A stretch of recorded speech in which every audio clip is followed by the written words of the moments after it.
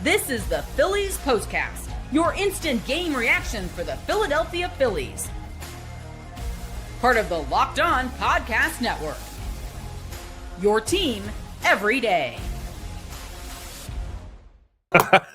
Welcome into the Locked On Phillies Postcast and the Locked On Phillies YouTube channel. My name is Mark Farzetta, and it is absolutely wonderful to have you along for the ride. I gotta say, Andrew Abbott just did a great job against the Phillies through 7 innings.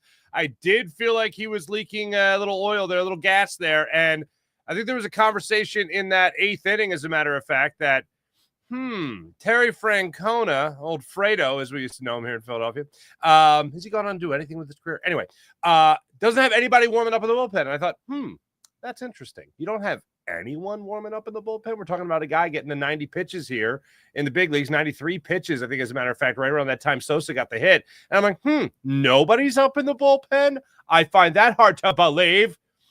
And just then, at that moment, Edmundo Sosa got a hit. Then Weston Wilson got an RBI single to tie the game at 1. Then Trea Turner got an RBI single but reached third on a multitude of errors. And then Kyle Schwarberianed one. An absolute moonshot of a home run that was so high. They didn't even have a camera angle for it. But anyway, that's a 4-run, 2-out rally in the 8th inning. After a couple of different instances where the Phillies tried to get something going with leadoff base knocks, including a leadoff double by JT Realmuto earlier in the game, couldn't get anything from that. And they finally got some runs across the plate in that 4th inning. All the while, Taijuan Walker, another stellar performance for him. Another second straight back-to-back quality starts for him. Another 6-inning affair. This one, 6 innings, 1 run scored on Taijuan Walker, and that came in the 1st inning. I got to say, as I was sitting there watching this game tonight, I had this feeling of Taijuan Walker went six innings with 1 run, allowing 1 run. Phillies were wasting some leadoff base hits, as I mentioned. They had hit Abbott, just destroyed him earlier in the year. I had this feeling, the repeating thought in my brain through the first 7 innings of this game was, okay, seriously, are you done? Can you get this going, please? And then 2 outs in the 8th inning. Oh, they got it going. So once again, welcome into Locked On Phillies Postcast and Locked On Phillies YouTube channel. My name is Mark Farzetta. I got you covered when it comes to your postcast needs here on the Locked On Phillies YouTube channel. Connor Thomas has you covered when it comes to your Locked On Daily podcast needs. Let's get into it with none other than our player of the game. This is the Locked On Player of the Game. This is a very difficult decision. Very, very difficult decision. I could go Weston Wilson, who tied it. I could go Trea Turner, who obviously gave the Phillies the lead. I could go Kyle Schwarber, who just added on to the lead to make it a little bit more comfortable. There's so many guys to choose from in this one, but there's only one guy that was the best for the longest in this one. And I never thought I would ever say this name for the player of the game, and that's Taijuan Walker. I give this guy so much credit, especially when you look at the numbers for him today. I was curious to see if he'd be able to go out there for the 6th inning, being that his pitch count was up. He was at 83 pitches in his last game before the Phillies said, I think that's enough. And he was great, did fine, did wonderful against the Baltimore Orioles. He was awesome. And then he repeated that performance nearly today against the Cincinnati Reds with a fantastic 6-inning, 6-hit, 1 run. It was earned, 1 walk, 2 strikeout, 93-pitch effort against the Cincinnati Reds today. This was not something I was expecting to see from Taijuan Walker this year, especially with him being thrust back into the starting rotation. We're talking about a guy now with a 3.39 ERA in total, and even better as a starting pitcher for the Philadelphia Phillies this year. He went 6 innings, just 4 hits against the Baltimore Orioles in his last start. He gets 6 innings again tonight. I'm very happy for this guy. Look, last year was terrible. I had begged for the Phillies to shut him down. They didn't shut him down. This year, he got off to a really good start. If you remember, I think it was 10 scoreless innings to start out the season as a starter. So you love to see that for him. And then he got beat up a little bit, went to the bullpen, started to settle down around that Tampa Bay Rays series.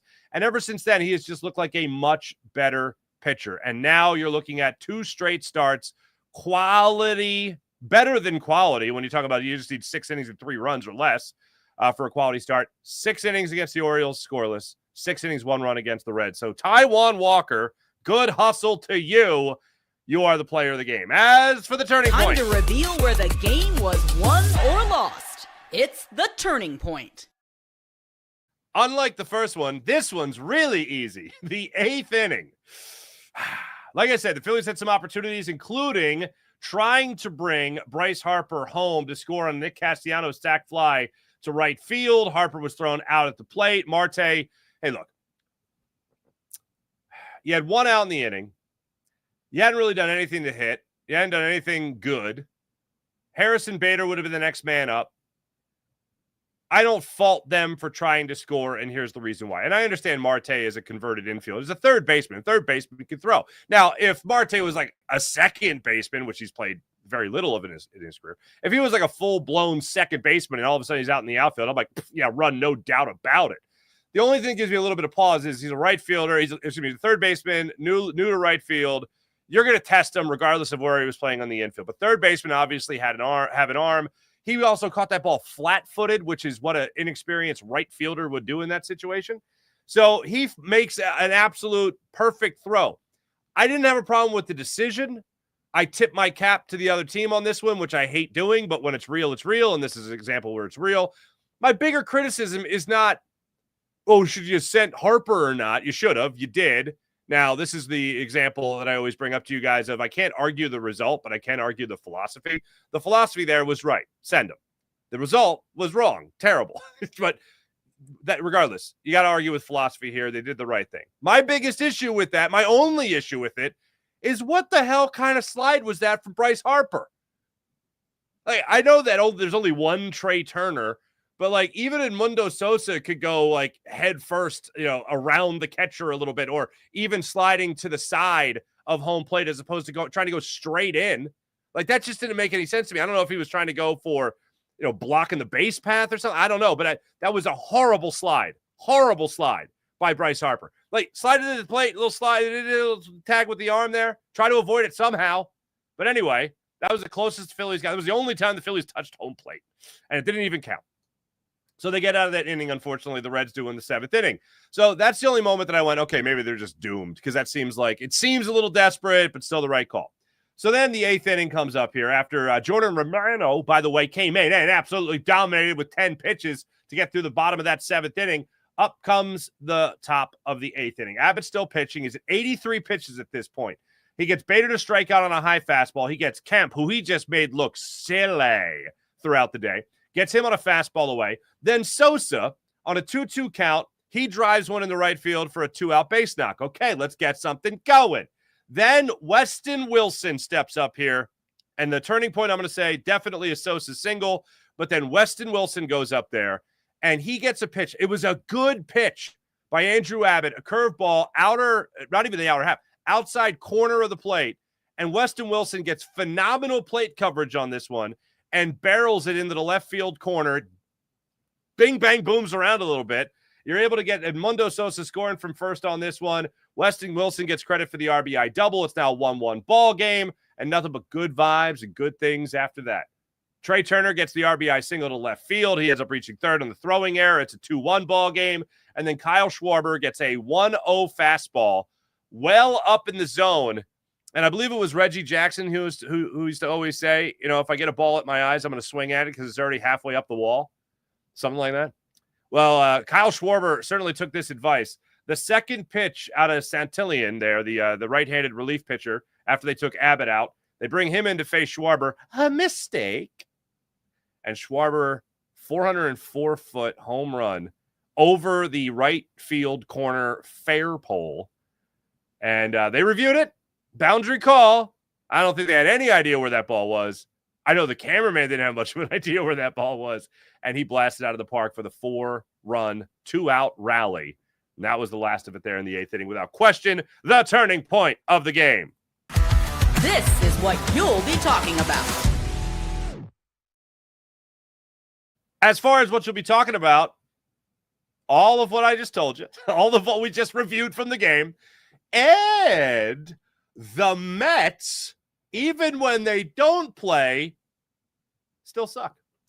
Phillies now 6 games up on the New York Metropolitans on August 11th. It's a beautiful thing. I think you could also be talking about David Robertson coming in there and making his 2025 debut. Yee! 4-pitch walk. First batter he faces in that 8th inning. Okay. All right. And you can tell he was pissed. Good for him. He should be pissed. Then he gets De La Cruz on a liner to center field. Good for him. Got a little help from Marquez behind the plate as well. Home plate umpire who called a clear ball a strike. But, hey, we'll take it. Then Andujar steps up. He strikes out in a 2-2 cutter looking. Lux comes up there. He gets a single to right field. Oh, boy, 2 runners on. And then he gets Marte to ground out to shortstop.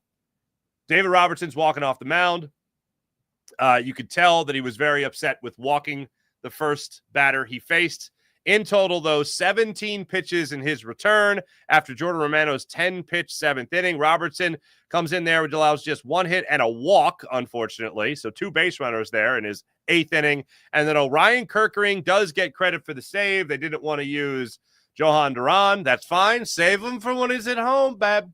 When we can see that spectacle of a show, Orion Kerkering gets the 10-pitch save, pitching a perfect 9th inning. I think that'll creep its way into the conversation tomorrow. When we come back, I'm going to take your comments on this game, see how you guys are feeling about this one. Look, the 2-out Lightning, it was huge. I want to say it was against the Orioles before they went into that Rangers series. Absolutely huge. They had like 8 runs of their 11 came with 2 outs. I think it was that Baltimore game. The 2-out Lightning has been a big thing for the Philadelphia Phillies. And you know what? It sure makes it uncomfortable, but also exciting when you do come through. All right, talk about that and more when we return. This is Locked On Phillies Postcast on the Locked On Phillies YouTube channel. And hey, let me tell you about Game Day Hue. Today's episode is brought to you by Game Day Hue. How about this? Game Day Hue. It makes clean, no logo gear with team-inspired colors for every pro and college fan base. It's all about letting your colors speak for you. No giant logos, just smart, versatile style that works. Now, here's where it's wonderful. On game day, obviously, at the stadium, maybe on the golf course too. You want to still wear your Phillies red. You still want to wear your Eagles green, whatever it might be. This is where they got you with Game Day Hue. No giant logos, smart, versatile style. How about that? And right now, you can get 15% off with promo code MLB15. That's 15% off with MLB15 as your promo code at GameDayHue.com. That's GameDayHue.com. The code even stacks on bundle deals, so now's the time to load up. Let your colors talk because colors speak louder than words. That's GameDayHue.com. Promo code MLB15. And how about FanDuel? August 26th. Write it down. Remember it. August 26th for you football fans. It's officially FanDuel Futures Day, a brand new holiday for football fans who live their bold predictions and preseason hunches. Turn it into money, that hunch of yours. For just 24 hours, FanDuel is giving you deals on NFL season predictions. So whether you're calling your MVP, eyeing a long shot division winner, or ready to crown your Super Bowl champ before week 1 even kicks off, this is your moment. Maybe you're looking at Saquon Barkley as an MVP. Maybe Jalen Hurts as an MVP. Whatever it might be. Check it out on FanDuel on Futures Day. That's right. FanDuel Futures Day. Visit FanDuel app today or start planning your future bets now because Futures Day is one day and one day only. FanDuel, play your game. Boy, oh boy. I know Dave Dombrowski just spoke recently about Kyle Schwarber. Oh boy. Yeah, our first commenter right here, Seabrook, you're absolutely right. Kyle Schwarber is going to be so expensive. Well, so what? You paid that man his money. Michael Evans, what's going on? Once again, Edmundo, the catalyst for the 8th inning. How about that? That 8th inning magic, absolutely. Yeah, he also did it, by the way. Tito, not Fredo, Tito Francona. I'm sorry. Thank you, John. I appreciate it. Yeah, Michael Evans and Edmundo Sosa. Again, he had by the way, 2 strikes here. It was a 2-2 count. 0-2 count before he got that home run against the Rangers. So, yes, catalyst, absolutely. Michael Evans, awesome how Walker settled down, pitching one of the best games of the season. Yep. Love seeing the 2-out rally and stringing hits together. Now let's do it multiple times a game. And not wait till the 8th. Hey, you know what? A little edge of your seat. Little edge of your seat action. You know what I mean? What a moonshot by Kyle Schwarber, says King Darius. Absolutely. Jess Patrick, what's popping? The Reds were just not good enough for the Phillies' 8th inning. 6 games up on the New York Metropolitans. Great job by Walker. Yep, Philly and 8. Even Snoop Dogg is shocked by the Phillies pitching tonight.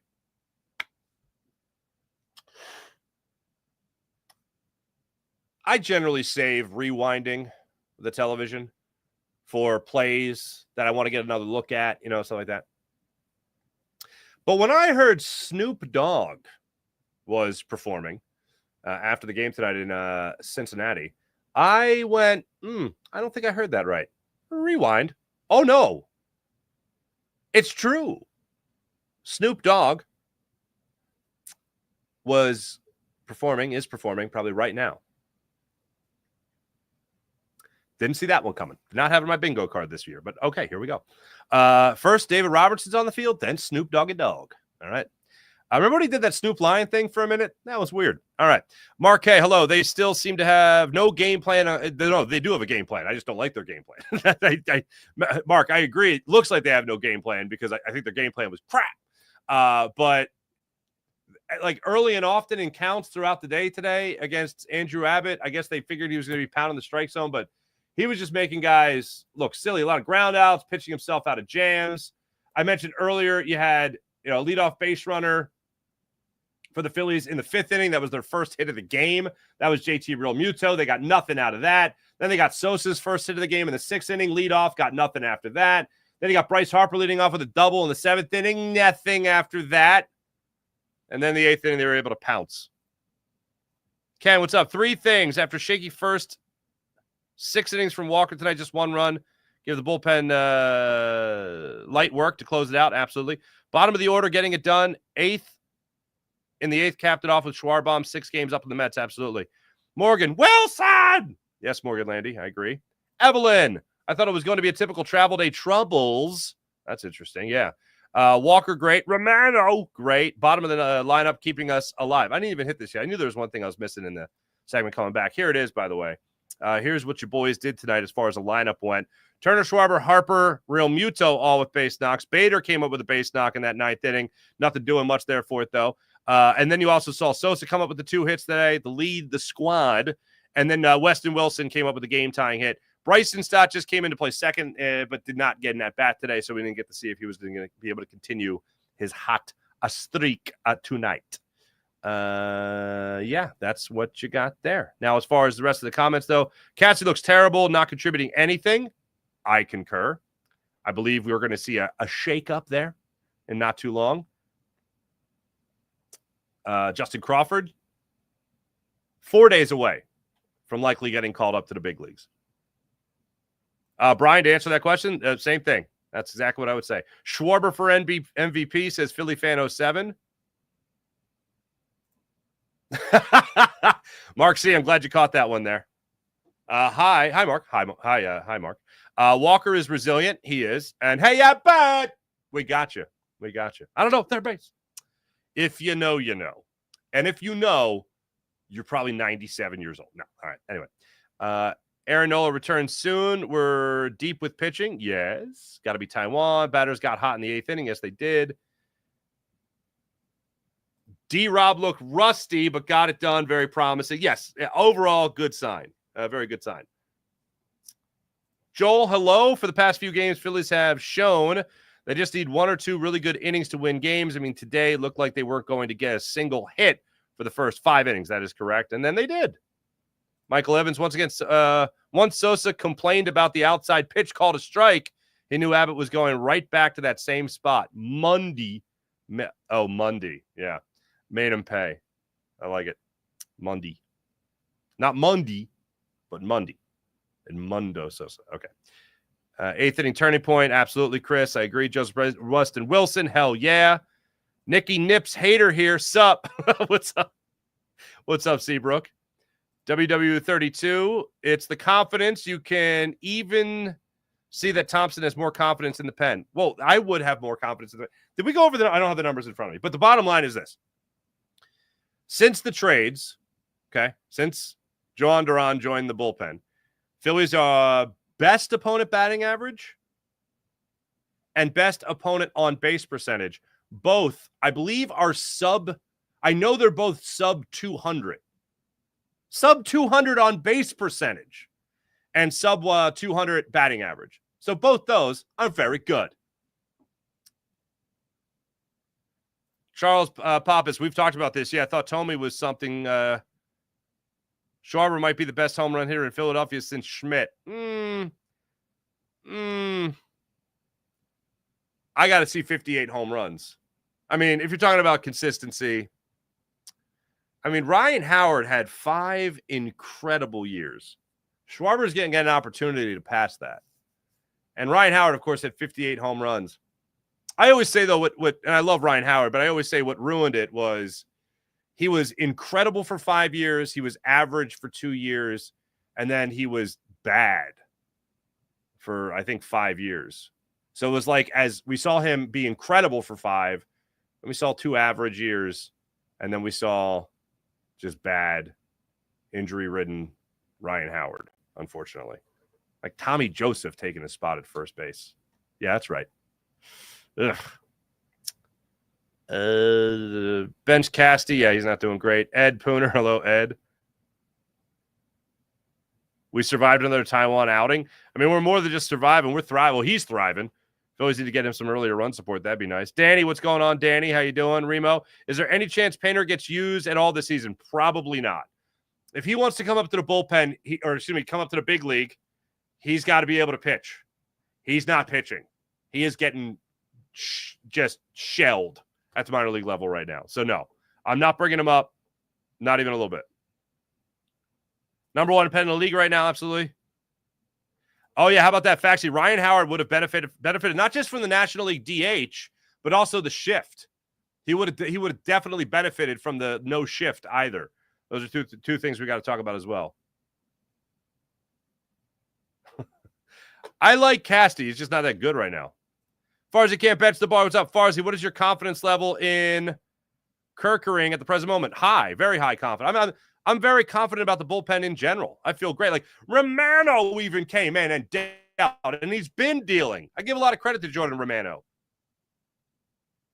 Philly, yeah, Philly fan 07. Yes, they have room. I think what it's going to come down to, Marsh, Bader, Crawford are going to get a lot of time, and Cassie's going to get a big break. I think that's what it's going to come down to. I feel great. Now, Marsh can play anyone in the outfield. Bader can play anyone in the outfield.